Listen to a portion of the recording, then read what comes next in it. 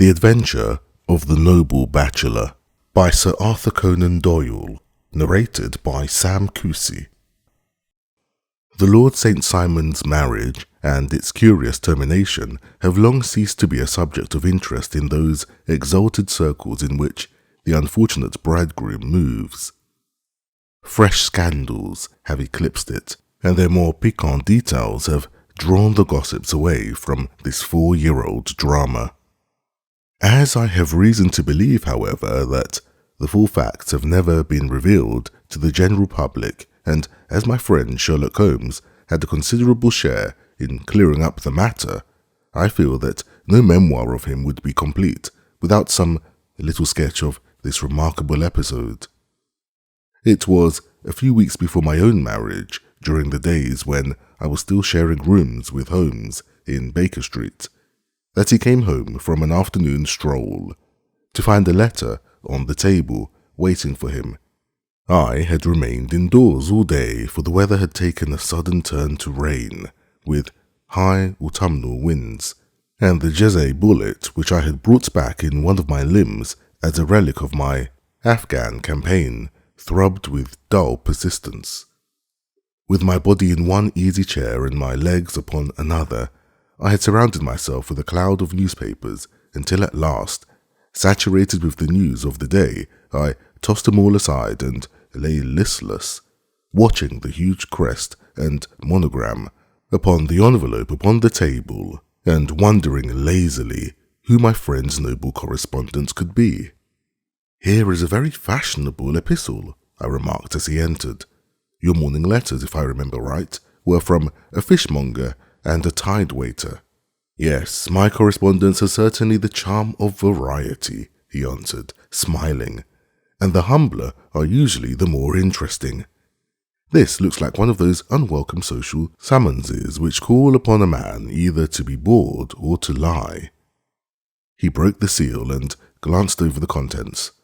"Oh, come, it may prove to be something of interest after all. Not social, then?" "No, distinctly professional. And from a noble client? One of the highest in England. My dear fellow, I congratulate you. I assure you, Watson, without affectation, that the status of my client is a matter of less moment to me than the interest of his case. It is just possible, however, that also may not be wanting in this new investigation. You have been reading the papers diligently of late, have you not?" "It looks like it," I said ruefully, pointing to a huge bundle in the corner. "I have had nothing else to do." "It is fortunate, for you will perhaps be able to post me up. I read nothing except the criminal news and the agony column. The latter is always instructive, but if you have followed recent events so closely, you must have read about Lord St. Simon and his wedding." "Oh yes, with the deepest interest." "That is well. The letter which I hold in my hand is from Lord St. Simon. I will read it to you, and in return you must turn over these papers and let me have whatever bears upon the matter. This is what he says. My dear Mr. Sherlock Holmes, Lord Backwater tells me that I may have implicit reliance upon your judgment and discretion. I have determined, therefore, to call upon you and to consult you in reference to a very painful event which has occurred in connection with my wedding. Mr. Lestrade of Scotland Yard is acting already in the matter, but he assures me that he sees no objection to your cooperation, and that he even thinks that it might be of some assistance. I will call at 4 o'clock in the afternoon, and should you have any other engagement at that time, I hope that you will postpone it, as this matter is of paramount importance. Yours faithfully, St. Simon." It is dated from Grosvenor Mansions, written with a quill pen, and the noble lord has had the misfortune to get a smear of ink upon the outer side of his right little finger, remarked Holmes as he folded up the epistle. "He says 4 o'clock. It is 3 now. He will be here in an hour. Then I have just time, with your assistance, to clear upon the subject, turn over those papers, and arrange the extracts in their order of time, while I take a glance as to who our client is." He picked a red-covered volume from the line of books of reference beside the mantelpiece. "Here it is," said he, sitting down and flattening it out upon his knee. Lord Robert Washington de Vere, St. Simon, second son of the Duke of Balmoral. Arms, azure, 3 caltrops, in chief over a fess sable. Born in 1846. He's 41 years of age, which is mature for marriage. Was Undersecretary for the colonies in a late administration. The Duke, his father, was at one time Secretary of Foreign Affairs. They inherit Plantagenet blood by direct descent and Tudor on the distaff side. Well, there is nothing very instructive in all this. I think that I must turn to you, Watson, for something more solid. I have very little difficulty in finding what I want, said I, for the facts are quite recent, and the matter struck me as remarkable. I feared to refer them to you, however, as I knew that you had an inquiry on hand, and that you disliked the intrusion of other matters. Oh, you mean the little problem of the Grosvenor Square furniture van. That is quite cleared up now, though indeed it was obvious from the first. Pray give me the results of your newspaper selections.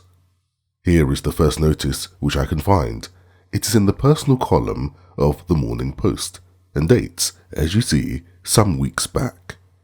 A marriage has been arranged, it says, and will, if rumour is correct, very shortly take place between Lord Robert St. Simon, second son of the Duke of Balmoral, and Miss Hatty Doran, the only daughter of Aloysius Doran, Esquire of San Francisco, California, USA.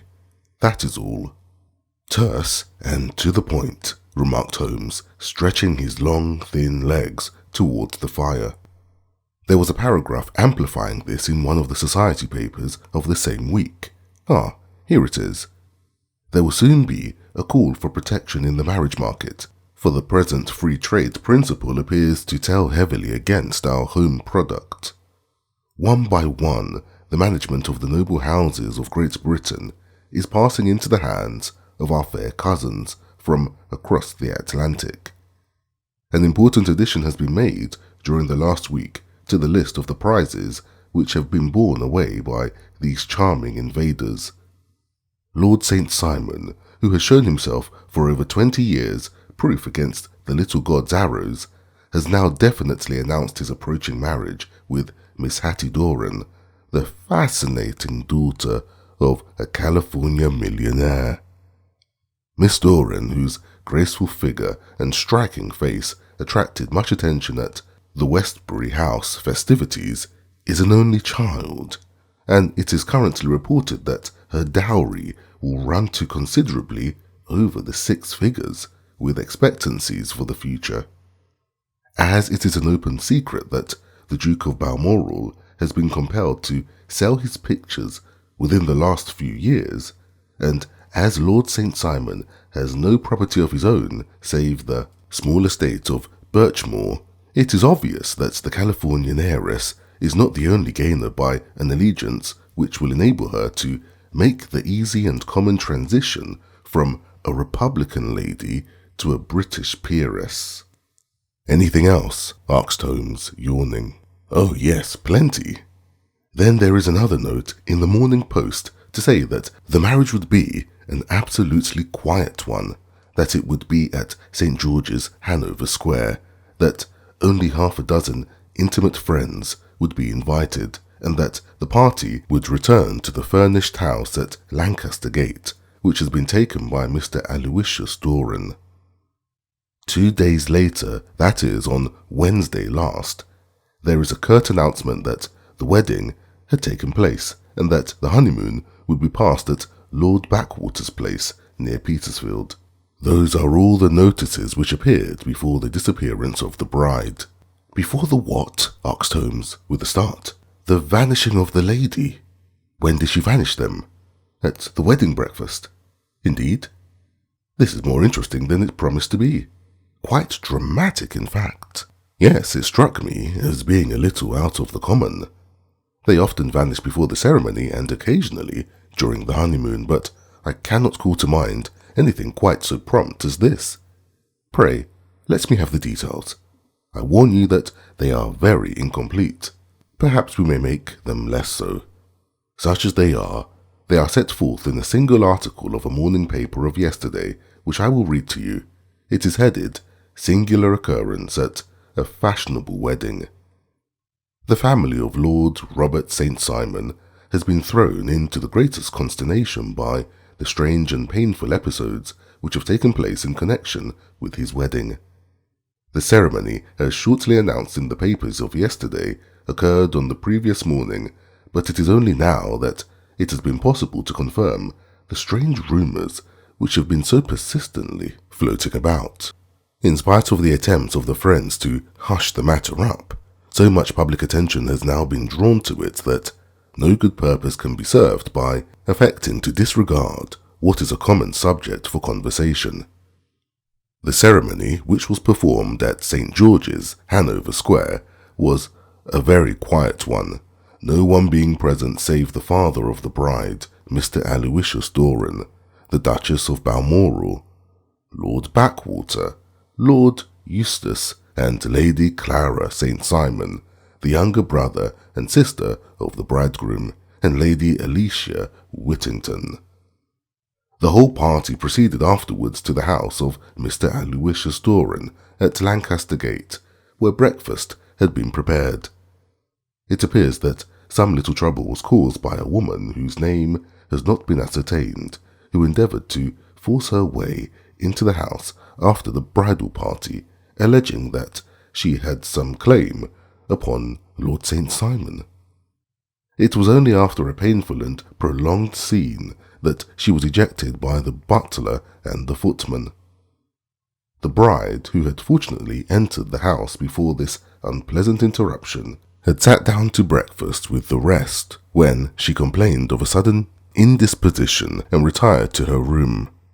Her prolonged absence having caused some comment, her father followed her, but learned from her maid that she had only come up to her chamber for an instant, caught up an ulster and bonnet, and hurried down to the passage. One of the footmen declared that he had seen a lady leave the house thus apparelled, but had refused to credit that it was his mistress, believing her to be with the company. On ascertaining that his daughter had disappeared, Mr. Aloysius Doran, in conjunction with the bridegroom, instantly put themselves in communication with the police, and very energetic inquiries are being made, which will probably result in a speedy clearing up of this very singular business. Up to a late hour last night, however, nothing had been transpired as to the whereabouts of the missing lady. There are rumours of foul play in the matter, and it is said that the police have caused the arrest of the woman who had caused the original disturbance, in the belief that, from jealousy or some other motive, she may have been concerned in the strange disappearance of the bride. And is that all? Only one little item in another of the morning papers, but it is a suggestive one. And it is that Miss Flora Miller, the lady who had caused the disappearance, has actually been arrested.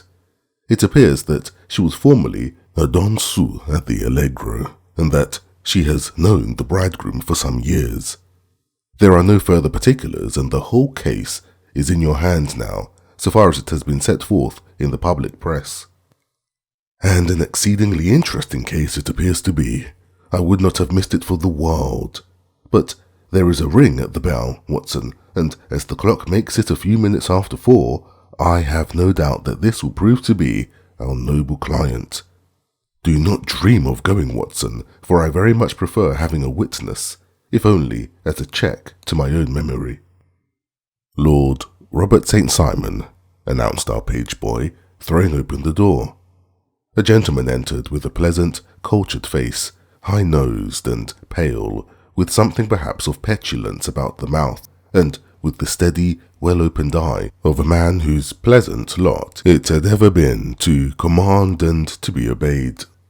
His manner was brisk, and yet his general appearance gave an undue impression of age, for he had a slight forward stoop and a little bend of the knees as he walked. His hair, too, as he swept off his very curly brimmed hat, was grizzled round the edges and thin upon the top.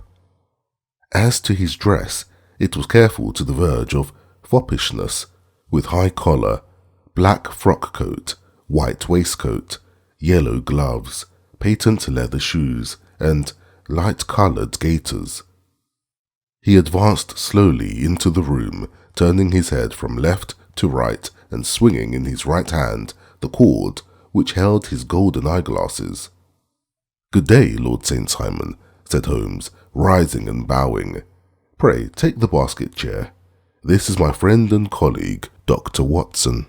Draw up a little to the fire, and we will talk this matter over." "A most painful matter to me, as you can most readily imagine, Mr. Holmes. I have been cut to the quick. I understand that you have already managed several delicate cases of this sort, sir, though I presume that they were hardly from the same class of society." "No, I am descending. I beg pardon. My last client of the sort was a king." "Oh, really? I had no idea. And which king?" "The king of Scandinavia." "What? Had he lost his wife?" "You can understand," said Holmes suavely, "that I extend to the affairs of my other clients the same secrecy which I promise to you in yours." "Of course. Very right, very right. I am sure. I beg pardon. As to my own case, I am ready to give you any information which may assist you in forming an opinion." "Thank you. I have already learned all that is in the public prints, nothing more. I presume that I may take it as correct, this article, for example, as to the disappearance of the bride." Lord St. Simon glanced over it. "Yes, it is correct as far as it goes, but it needs a great deal of supplementing before anyone could offer an opinion. I think that I may arrive at my facts most directly by questioning you." "Pray do so." "When did you first meet Miss Hatty Doran?" "In San Francisco a year ago." "You were travelling to the States?" "Yes."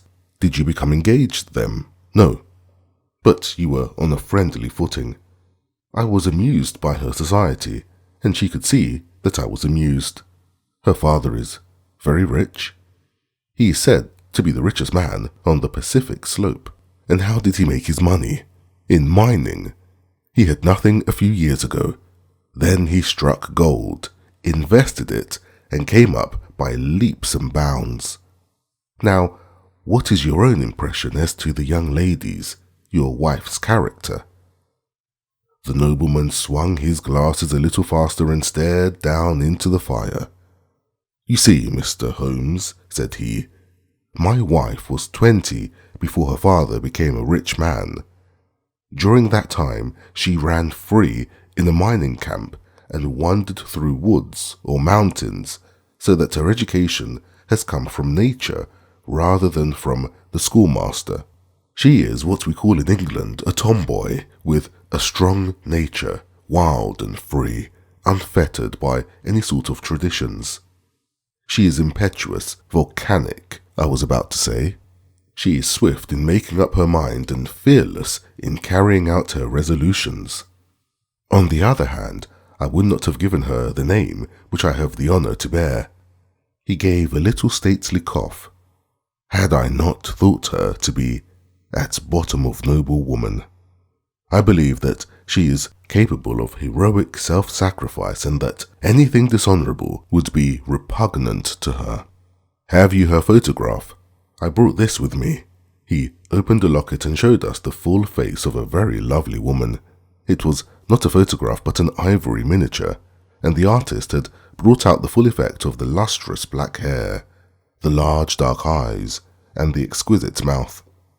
Holmes gazed long and earnestly at it. Then he closed the locket and handed it back to Lord St. Simon. "The young lady came to London then, and you renewed your acquaintance?" "Yes, her father brought her over for this last London season. I met her several times, became engaged to her, and have now married her." "She brought, I understand, a considerable dowry?" "A fair dowry, not more than is usual in my family. And this, of course, remains to you, since the marriage is a fait accompli." "I really have made no inquiries on the subject." "Very naturally not. Did you see Miss Doran on the day before the wedding? Yes. Was she in good spirits? Never better. She kept talking of what we should do in our future lives. Indeed, that is very interesting. And on the morning of the wedding, she was as bright as possible, at least until after the ceremony. And did you observe any change in her then? Well, to tell the truth, I saw then the first signs that I have ever seen that her temper was just a little sharp. The incident, however, was too trivial to relate and can have no possible bearing on the case. Pray, let us have it, for all that. Oh, it is childish. She dropped her bouquet as we went towards the vestry. She was passing the front pew at the time, and it fell over into the pew. There was a moment's delay, but the gentleman in the pew handed it up to her again, and it did not appear to be the worse for the fall. Yet when I spoke to her of the matter, she answered me abruptly, and in the carriage, on our way home, she seemed absurdly agitated over this trifling cause. Indeed, you say that there was a gentleman in the pew. Some of the general public were present then. Oh yes, it is impossible to exclude them when the church is open. This gentleman was not one of your wife's friends. No, I call him a gentleman by courtesy, but he was quite a common-looking person. I hardly noticed his appearance, but really I think that we are wandering farther from the point. Lady St. Simon then returned from the wedding in a less cheerful frame of mind than she had gone to it. What did she do on re-entering her father's house? I saw her in conversation with her maid. And who is her maid? Alice is her name. She is an American and came from California with her. A confidential servant? A little too much so. It seemed to me that her mistress allowed her to take great liberties. Still, of course, in America they look upon these things in a different way. How long did she speak to this Alice? Oh, a few minutes. I had something else to think of. You did not overhear what they said? Lady St. Simon said something about jumping a claim. She was accustomed to use slang of the kind. I have no idea what she meant. American slang is very expressive sometimes. And what did your wife do when she finished speaking to her maid? She walked into the breakfast room. On your arm? No, alone. She was very independent in little matters like that.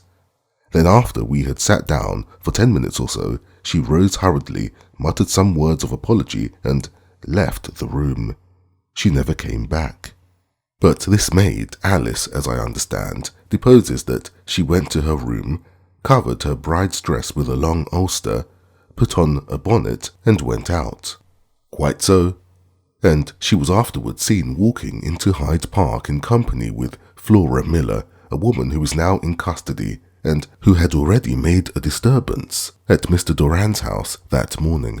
Ah, yes, I should like a few particulars as to this young lady and your relations to her. Lord St. Simon shrugged his shoulders and raised his eyebrows. We have been on a friendly footing for some years, I may say on a very friendly footing. She used to be at the Allegro. I have not treated her ungenerously, and she had no just cause of complaint against me. But you know what women are, Mr. Holmes. Flora was a dear little thing, but exceedingly hot-headed and devotedly attached to me. She wrote me dreadful letters when she heard that I was about to be married, and, to tell the truth, the reason why I had the marriage celebrated so quietly was that I feared lest there might be a scandal in the church. She came to Mr. Doran's door just after we returned, and she endeavoured to push her way in, uttering very abusive expressions towards my wife, and even threatening her. But I had foreseen the possibility of something of the sort, and I had 2 police fellows there, in private clothes, who soon pushed her out again. She was quiet when she saw that there was no good in making a row. Did your wife hear all this? No, thank goodness she did not. And she was seen walking with this very woman afterwards? Yes.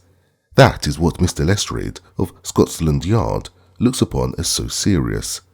It is thought that Flora decoyed my wife out and laid some terrible trap for her. Well, it is a possible supposition. You think so too? I did not say a probable one, but you do not yourself look upon this as likely? I do not think Flora would hurt a fly. Still, jealousy is a strange transformer of characters.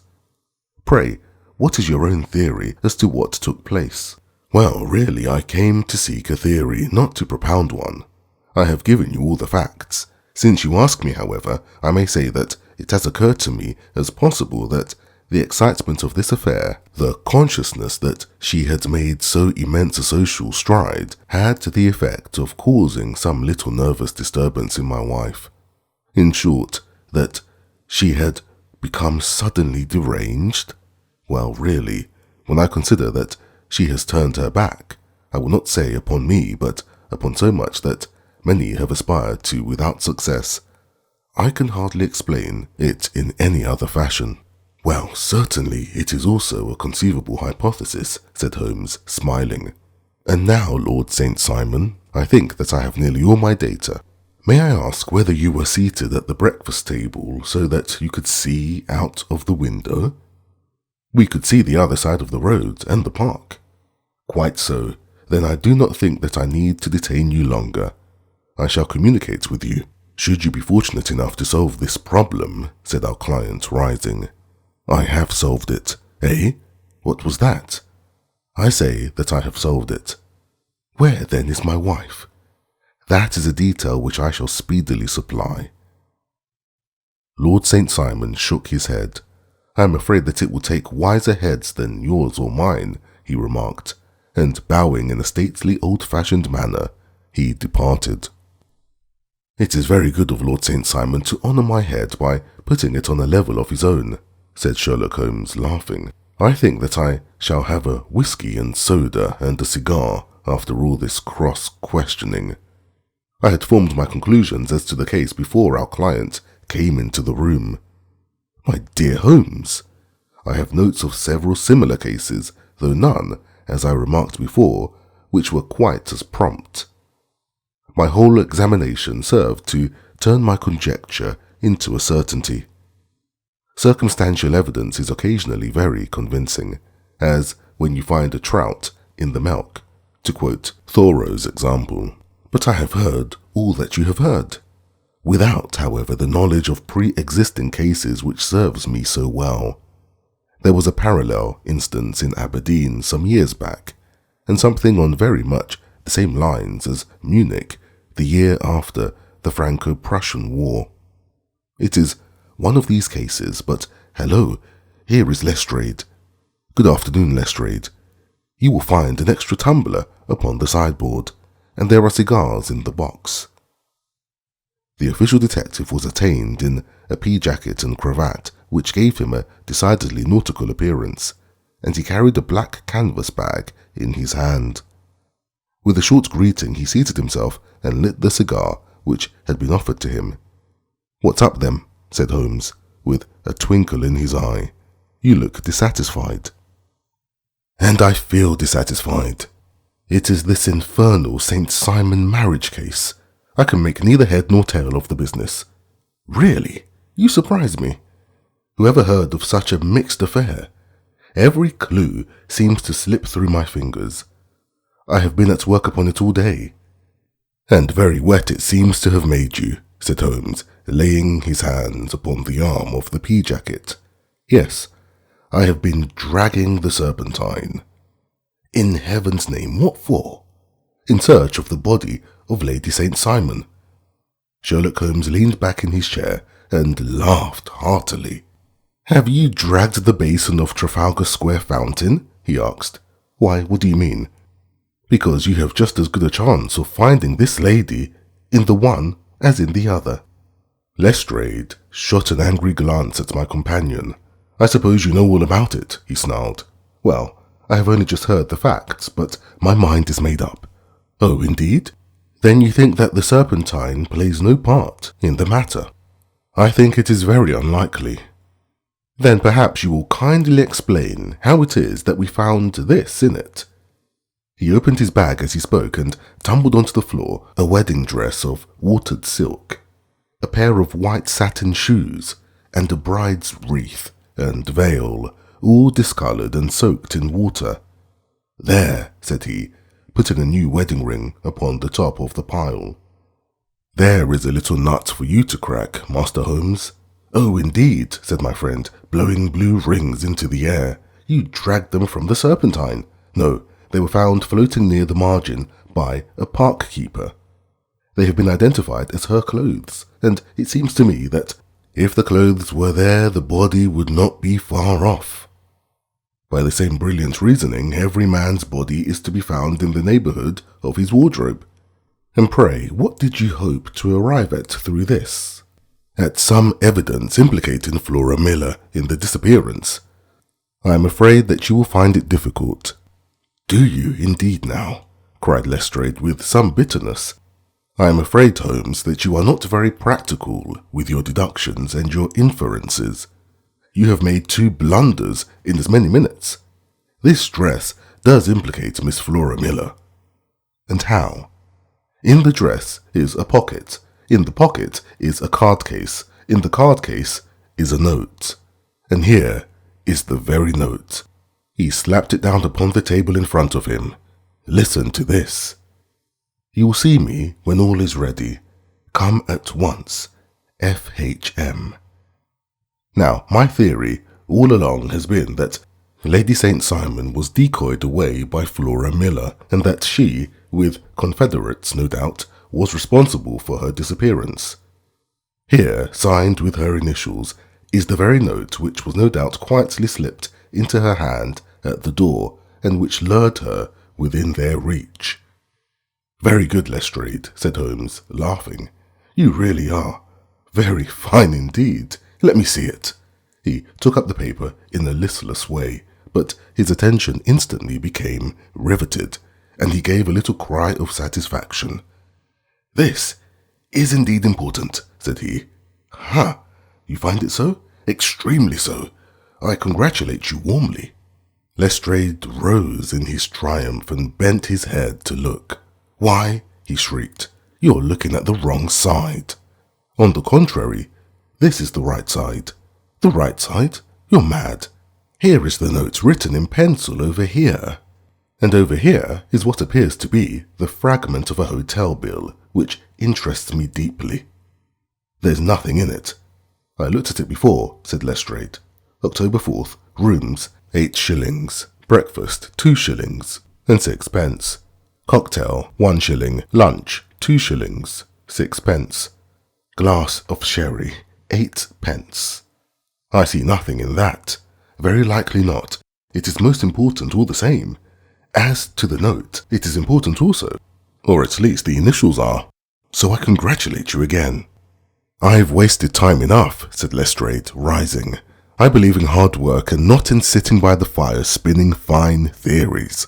Good day, Mr. Holmes, and we shall see which gets to the bottom of the matter first." He gathered up the garments, thrust them into the bag, and made for the door. "Just one hint to you, Lestrade," drawled Holmes, before his rival vanished. "I will tell you the true solution of the matter. Lady St. Simon is a myth. There is not, and there never has been, any such person." Lestrade looked sadly at my companion. Then he turned to me, tapped his forehead 3 times, shook his head solemnly, and hurried away. He had hardly shut the door behind him when Holmes rose to put on his overcoat. "There is something in what the fellow says about outdoor work," he remarked. "So I think, Watson, that I must leave you to your papers for a little." It was after 5 o'clock when Sherlock Holmes left me, but I had no time to be lonely, for within an hour there arrived a confectioner's man with a very large flat box. This he unpacked with the help of a youth whom he had brought with him, and presently, to my very great astonishment, a quite Epicurean little cold supper began to be laid out upon our humble lodging-house mahogany. There were a couple of brace of gold woodcock, a pheasant, a pâté de foie gras pie, with a group of ancient and cobwebby bottles. Having laid out all these luxuries, my two visitors vanished away like the genie of the Arabian Nights, with no explanation, save that the things had been paid for and were ordered to this address.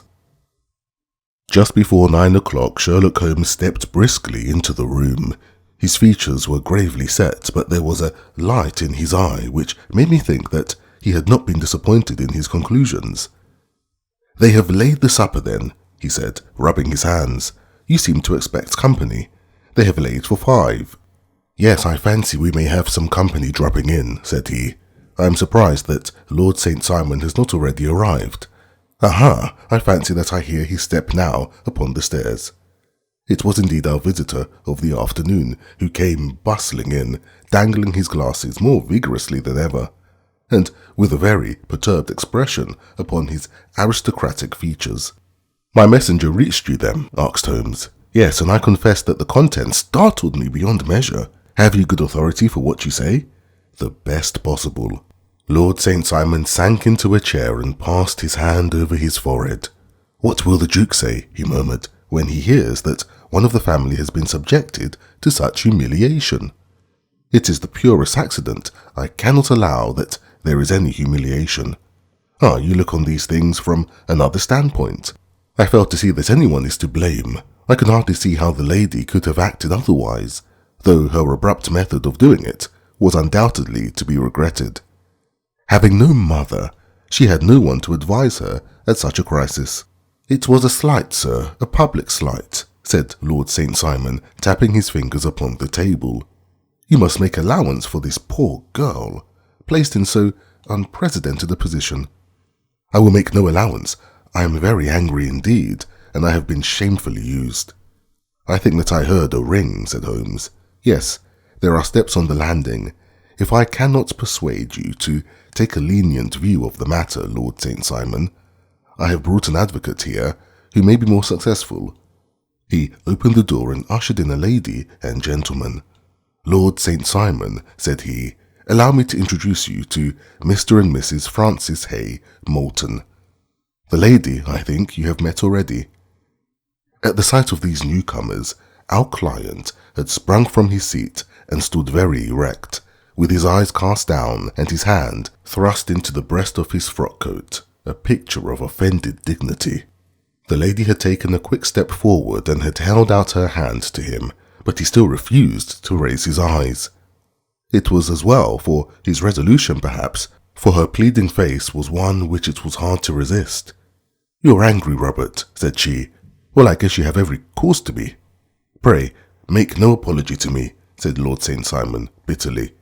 "Oh yes, I know that I have treated you real bad and that I should have spoken to you before I went, but I was kind of rattled, and from the time when I saw Frank here again, I just didn't know what I was doing or saying. I only wonder if I didn't fall down and do a faint right there before the altar."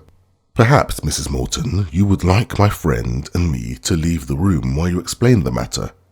If I may give an opinion," remarked the strange gentleman, "we've had just a little too much secrecy over the business already. For my part, I should like all Europe and America to hear the rights of it." He was a small, wiry, sunburnt man, clean-shaven, with a sharp face and alert manner. "Then I'll tell our story right away," said the lady. "Frank here and I met in '84 in McQuire's camp near the Rockies, where Pa was working a claim.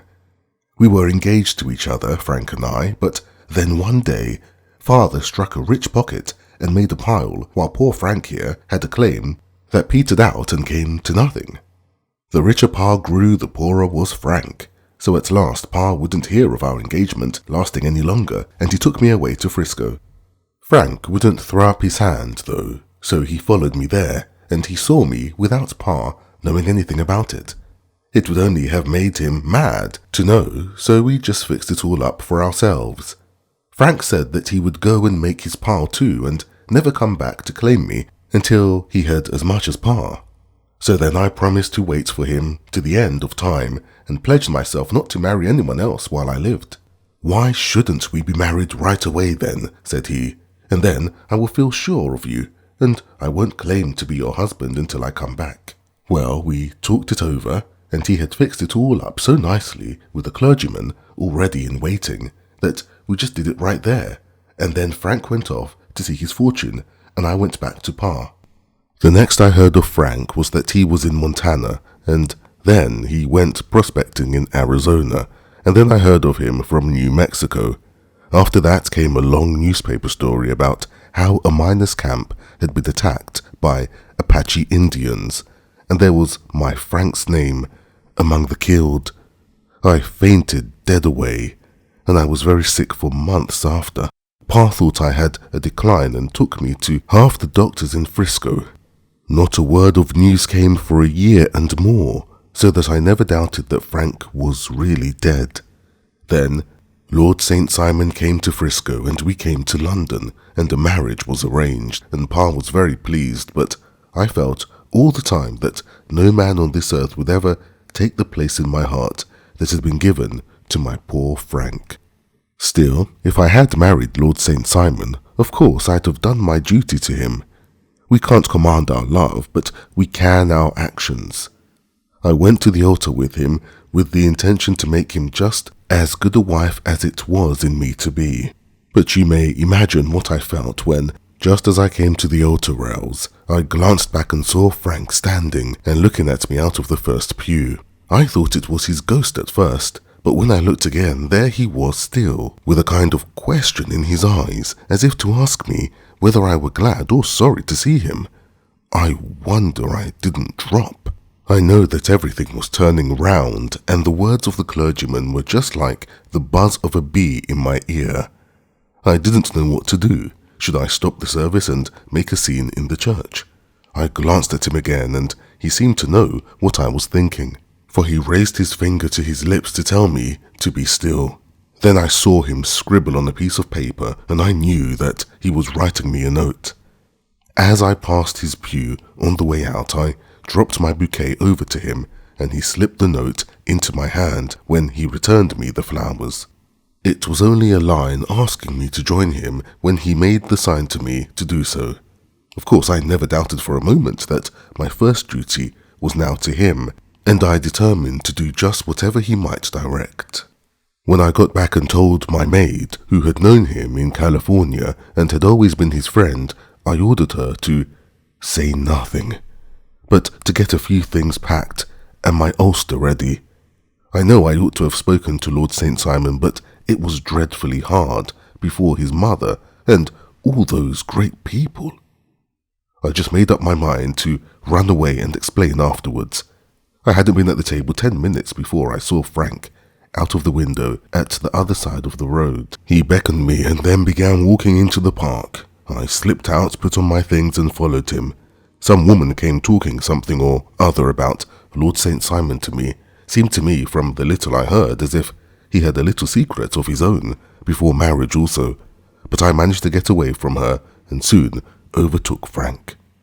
We got into a cab together and away we drove to some lodgings he had taken in Gordon Square, and that was my true wedding after all those years of waiting. Frank had been a prisoner among the Apaches and had escaped, came on to Frisco, found that I had given him up for dead and had gone to England, followed me there, and had come upon me at last on the very morning of my second wedding. "I saw it in a paper," explained the American. It gave the name and the church, but not where the lady lived. Then we had a talk as to what we should do, and Frank was all for openness, but I was so ashamed of it all that I felt as if I should like to vanish away and never see any of them again, just sending a line to Pa, perhaps, to show him that I was alive. It was awful to me to think of all those lords and ladies sitting around that breakfast table and waiting for me to come back. So Frank took my wedding clothes and things and made a bundle of them so that I should not be traced, and dropped them away somewhere where no one could find them. It is likely that we should have gone on to Paris tomorrow, only that this good gentleman, Mr. Holmes, came round to us this evening, though how he found us is more than I can think, and he showed us very clearly and kindly that I was wrong and that Frank was right, and that we should be putting ourselves in the wrong if we were so secret. Then he offered to give us a chance of talking to Lord St. Simon alone, and so we came right away round to his rooms at once. Now, Robert, you have heard it all, and I am very sorry if I have given you pain, and I hope that you do not think very meanly of me." Lord St. Simon had by no means relaxed his rigid attitude, but had listened with a frowning brow and a compressed lip to this long narrative. "Excuse me," he said, "but it is not my concern to discuss my most intimate personal affairs in this public manner." "Then you won't forgive me? You won't shake hands before I go?" "Oh, certainly, if I would give you any pleasure." He put out his hand and coldly grasped that which she extended to him. "I had hoped," suggested Holmes, "that you would have joined us in a friendly supper." "I think that there you ask a little too much," responded his lordship. "I may be forced to acquiesce in these recent developments, but I can hardly be expected to make merry over them. I think that, with your permission, I will now wish you all a very good night." He included us all in a sweeping bow and stalked out of the room. "Then I trust that you at least will honour me with your company," said Sherlock Holmes. "It is always a joy to meet an American, Mr. Moulton, for I am one of those who believe that the folly of a monarch and the blundering of a minister in far-gone years will not prevent our children from being someday citizens of the same world-wide country under a flag which shall be a quartering of the Union Jack with the stars and stripes." "The case has been an interesting one," remarked Holmes when our visitors had left us, "because it serves to show very clearly how simple the explanation may be of an affair which at first sight seems to be almost inexplicable. Nothing could be more natural than the sequence of events as narrated by this lady, and nothing stranger than the result when viewed, for instance, by Mr. Lestrade of Scotland Yard. You were not yourself at fault at all, then?" "From the first, two facts were very obvious to me. The one that the lady had been quite willing to undergo the wedding ceremony, the other that she had repented of it within a few minutes of returning home. Obviously something had occurred during the morning, then, to cause her to change her mind. What could that something be? She could not have spoken to anyone when she was out, for she had been in the company of the bridegroom. Had she seen someone then? If she had, it must be someone from America, because she had spent so short a time in this country that she could hardly have allowed anyone to acquire so deep an influence over her that the mere sight of him would induce her to change her plans so completely. You see, we have already arrived by a process of exclusion at the idea that she might have seen an American. Then who could this American be, and why should he possess so much influence over her? It might be a lover, it might be a husband. Her young womanhood had, I knew, been spent in rough scenes and under strange conditions. So far I had got before I ever heard Lord St. Simon's narrative. When he told us of a man in a pew, of the change in the bride's manner, of so transparent a device for obtaining a note as the dropping of a bouquet, of her resort to her confidential maid, and of her very significant allusion to claim jumping, which in miners' parlance means taking possession of that which another person has a prior claim to, the whole situation became absolutely clear. She had gone off with a man, and the man was either a lover or was a previous husband, the chances being in favour of the latter. And how in the world did you find them? It might have been difficult, but friend Lestrade held information in his hands, the value of which he did not himself know. The initials were, of course, of the highest importance, but more valuable still was it to know that within a week he had settled his bill at one of the most select London hotels. How did you deduce the select? By the select prices. 8 shillings for a bed and 8p for a glass of sherry pointed to one of the most expensive hotels. There are not many in London which charge at that rate. In the second one, which I visited in Northumberland Avenue, I learned by an inspection of the book that Francis H. Moulton, an American gentleman, had left only the day before, and on looking over the entries against him, I came upon the very items which I had seen in the duplicate's bill. His letters were to be forwarded to 226 Gordon Square, so thither I travelled, and being fortunate enough to find the loving couple at home, I ventured to give them some paternal advice and to point out to them that it would be better in every way that they should make their position a little clearer both to the general public and to Lord St. Simon in particular. I invited them to meet him here, and as you see, I made him keep the appointment. But with no very good result, I remarked. His conduct was certainly not very gracious. "Ah, Watson," said Holmes, smiling, "perhaps you would not be very gracious either if after all the trouble of wooing and wedding you found yourself deprived in an instant of wife and of fortune. I think that we may judge Lord St. Simon very mercifully and thank our stars that we are never likely to find ourselves in the same position. Draw your chair up and hand me my violin, for the only problem we have still to solve is how to while away these bleak autumnal evenings."